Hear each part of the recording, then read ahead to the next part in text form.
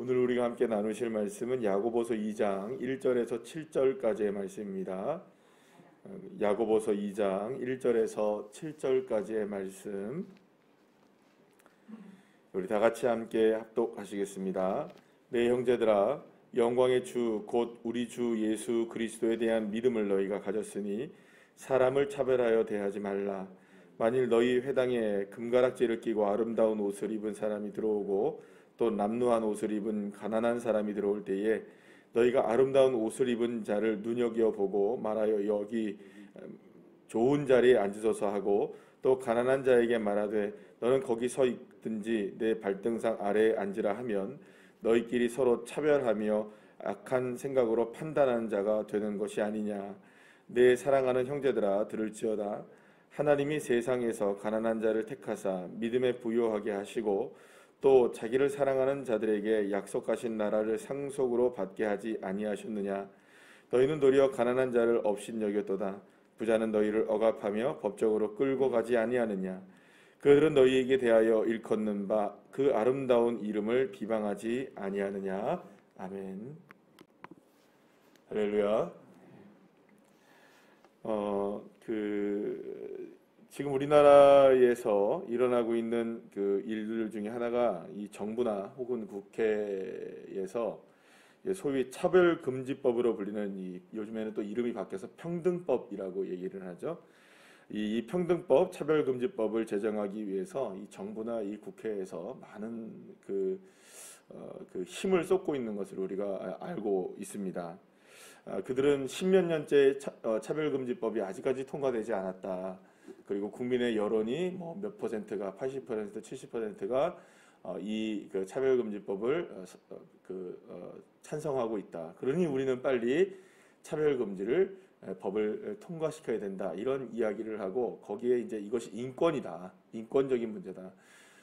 차별을 하지 말자는데 왜 이 법을 통과하지 못하게 하느냐. 뭐 이런 식으로 이제 이야기를 하면서 기독교를 압박하고 그다음에 또 세상에서 이 차별금지법을 통과시키려고 안간힘을 쏟고 있습니다. 아마도 이번 정부가 되고 또 다음 정부가 또 들어선다고 하면 그리고 또 그 다음에 뭐 국회가 또 구성이 된다면 계속해서 이 차별금지법에 대한 요구는 끊임없이 우리는 계속 올 겁니다. 그들이 놀리는 선진국은 다 이거 하는데 왜 우리는 안 하냐, 뭐 이런 식으로까지 얘기를 하고 여러 가지 이야기를 합니다.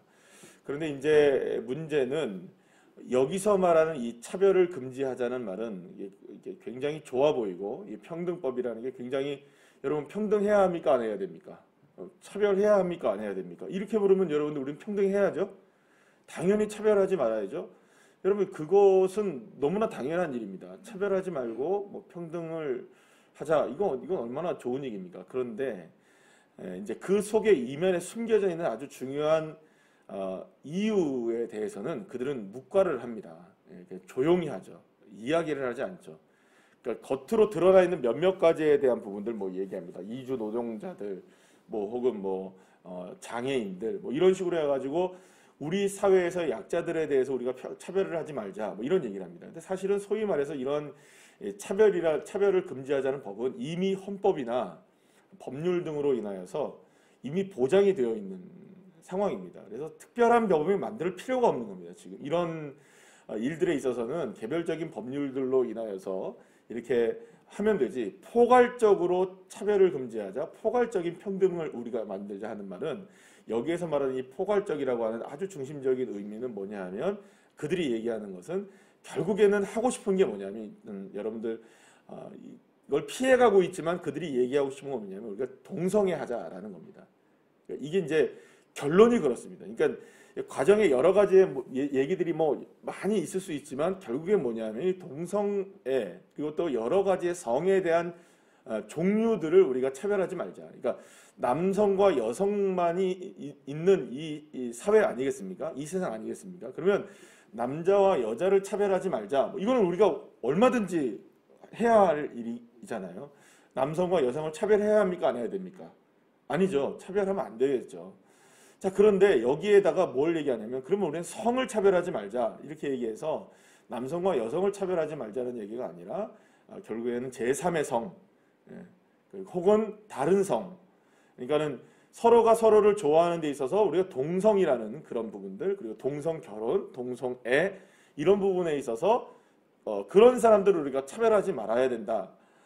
여러분들 인간적으로는 우리가 그들을 뭐 차별하지 말아야 되는 건 분명할 겁니다. 그러나 중요한 거는 그거는 도덕과 윤리를 벗어나고 인륜을 벗어나고 창조의 질서를 벗어난 일이기 때문에 그것까지 우리가 용인하자라고 이야기할 수는 없는 겁니다. 그러니까 예를 들어서 이겁니다. 그러니까 쉽게 얘기하면 우리가 살인을 용인합니까 안 합니까? 강도하는 짓을 용인합니까 안 합니까? 요즘에 우리가 많이 일어나고 있는 이런 뭐 마약이나 성폭력이나 여러분 이거 용인됩니까 안 됩니까? 그건 범죄란 말이에요. 그러니까 범죄라는 인식을 우리가 다 갖고 있습니다. 왜냐하면 이거는 다른 사람한테 분명히 피해를 주고 자기가 좋아서 한 일인지는 모르겠지만 결국엔 누구에게가 피해를 주게 되고 그걸로 인해 사회 질서가 무너지게 되는 일이거든요. 궁극적으로 본다면 이 동성애가 그런 죄악에 대한 부분들을 분명히 갖고 있기 때문에 이것까지 우리가 차별하지 말자라고 얘기한다면은 그거는 굉장히 위험한 일이 되고 문제는 뭐냐면 이 차별을 금지하자고 이야기하는 이 부분에 있어서 그래 막 좋다 뭐 100번 양보를 해서 좋다고 치다 하더라도 적어도 그들이 자유를 누리는 것을 우리가 용인하자고 얘기한다 하더라도 거기에 대해서 우리가 비판을 한다든지 거기에 대해서 우리가 반대를 하는 목소리에 대해서도 겸허하게 경청을 해주고 인정을 해줘야 되잖아요. 그들이 자유를 누리겠다고 얘기하는 부분에 있어서 우리는 안 된다라고 얘기하는 비판, 안 된다라고 하는 그 다음에 어떤 그 반대, 이 목소리조차도 차별이다 이렇게 얘기하는 거죠. 아니 세상에 이게 안 된다고 얘기하는데 그걸 어떻게 차별이라고 얘기하고 그걸 반대한다고 해서 어떻게 차별이라고 얘기합니까? 그러니까 차별금지법이 갖고 있는 굉장히 위험한 요소는 뭐냐면 또 다른 차별을 낳게 되는 거죠. 반대하면 차별이라는 거예요. 동성애 반대하면 차별. 동성혼 반대하면 거부하면 그것을 비난하면 차별. 그래서 거기에 대해서는 법적인 책임을 묻겠다. 이런 얘기가 바로 이 차별금지법 평등법에 담겨져 있는 거죠. 제가 오늘 이 이야기를 하는 이유는 뭐냐면 오늘 본문이 성경에서 굉장히 명확하게 하나님이 우리에게 말씀해 주시고 성경이 우리에게 말씀해 주시고 예수 그리스도께서 우리에게 말씀하시는 이 차별에 대한 정의를 정확하게 내려주고 있기 때문인 것이죠. 그러면 기독교는 무조건 차별 금지를 그러면 용인하느냐, 차별을 뭐 괜찮게 여기느냐? 절대 아닙니다. 오늘 분명히 얘기하죠. 차별하지 말라고 합니까? 차별하라고 합니까? 차별하지 말라고요. 단 그게 어떤 종류의 차별이냐라는 것은 분명히 얘기합니다. 어떤 종류입니까?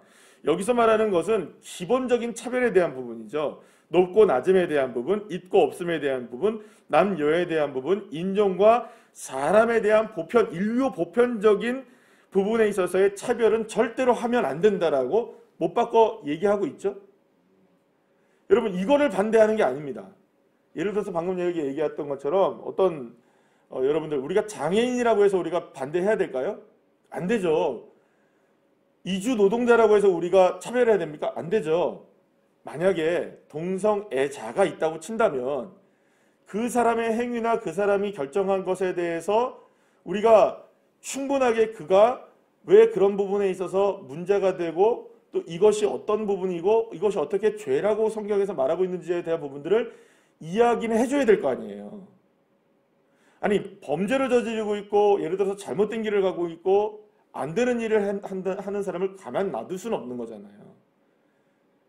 그런데 우리가 이런 마음을 품어야 되죠. 그렇다고 해서 그 사람을 정죄하거나 그 사람을 우리가 만약에 교회든지 혹은 사회에서 매장시키거나 이러면 될까요? 안 될까요? 그건 안 되죠. 그 사람에 대한 하나님의 사랑을 끊을 수는 없어야죠. 그거는 인간에 있어서 하나님이 사랑하시는 그 사랑을 우리가 어떻게 끊겠습니까? 그거를 차별하자는 건 아니에요. 우리는 그거를 용인합니다. 그거는 받아들입니다. 그러나 단 그가 짓는 죄나 혹은 그가 잘못하고 있는 부분에 있어서는 분명히 개선시키고 그가 바뀌어지고 다른 선한 사람이 될 수 있도록 우리가 이끌어야 될 책임은 있는 거잖아요. 그런데 여기서 말하는 이 차별과 교회에서 말하는 차별이 똑같은데 왜 우리는 반대하냐라고 얘기를 한다면 여기서 문제가 심각해지는 거죠. 그래서 결국에는 기독교에서 말하는 이 차별을 금지하자는 말과 지금 우리 사회에서 이야기하는 차별을 금지하자는 말은 전혀 다른 맥락으로 지금 진행되고 있다는 것을 기억해야 합니다. 중요한 것은 이제는 뭐 차별금지법에 대한 이야기는 제가 여기까지만 얘기하고 중요한 건 이겁니다. 우리 안에서도 차별이 없기를 간절히 축복합니다. 높고 낮음과 가짐과 있음과 남과 여가 그리고 또 어떠한 부분에 있어서 생김과 또 여러 가지의 모습들을 통해서 우리가 차별을 갖는 마음을 갖게 된다면 그건 주님이 아파하시는 마음인 거죠.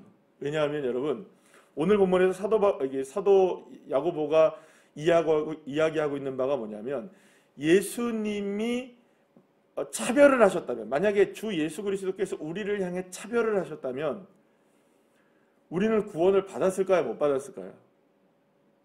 우리는 구원받을 수 있는 입장이 아닙니다. 예를 들어서 주님께서 저와 여러분을 구원해 주셨을 때는 저와 여러분이 어제도 우리가 말씀을 나눈 것처럼 아직 어떤 때에 우리를 구원하셨습니까? 죄인 되었을 때. 그러면 어떤 죄악 가운데 있었나요?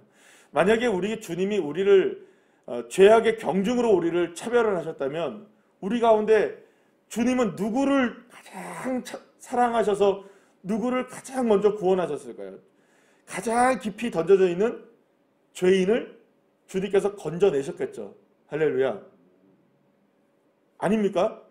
누구를 주님께서 살리시겠습니까? 단 한 명만 이 세상에서 살리신다면 차별이 없이 가장 큰 죄인을 살리겠죠. 그래서 오늘 찬양 부르가 하나님의 은혜로 있을 데 없는 자 왜 구속하여 주는지 나는 알 수 없도다. 여기서 고백하고 있는 이 찬양의 고백의 가사는 내가 그만큼 억만 죄인 중에 죄인이요 괴수 중에 괴수였음에도 불구하고 주 예수의 십자가의 은혜는 나를 향해 주었다는 겁니다. 주님 나를 차별하셨습니까? 안 하셨습니까? 안 하셨어요. 구원에 있어서 나는 차별받지 않았습니다. 내 죄가 얼마나 깊든 내 모습이 어떠하든 내가 삶의 어떤 부분으로 엉망으로 우리가 진창으로 살았든 주님은 그걸 차별하지 아니하시고 우리를 구원하셨잖아요. 그런데 그렇게 구원을 이루셨는데도 불구하고 우리는 여전히 사람을 보고 상황을 보며 어떤 사람에 대해서 차별을 한다? 거기에 대해서 우리는 분명하게 선을 그어야 됩니다. 내가 차별하면 안 되지. 차별하면 안 되지. 그래서 여러분, 저와 여러분도 생각해보면 그렇습니다.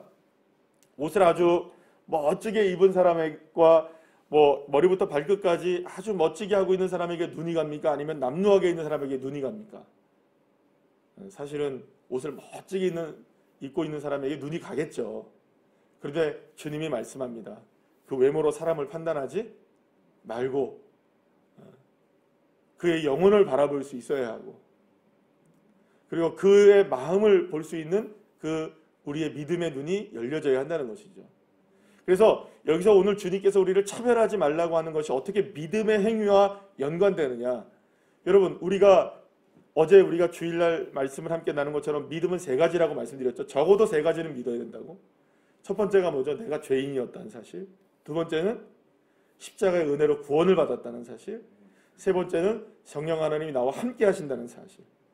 그러면 여러분 이 세 가지가 나에게 이루어진 구원의 역사라고 본다면 그걸 믿는다면 우리가 차별에 대해서도 똑같은 잣대를 대야 되는 거죠. 가장 남루한 인생이라 할지라도 주님 저 사람 차별하십니까? 안 하십니까? 안 하셔요. 구원의 대상자이시죠. 그리고 그분을 위해서 누가 십자가의 보혈을 흘리셨습니까? 그분을 위해 흘리신 거예요. 그리고 지금 그분에게 누가 함께 계십니까? 성령이 함께 계십니다. 나를 구원하셔서 내가 믿는 그 세 가지의 믿음이 누구에게도 똑같이 적용이 되고 있나요?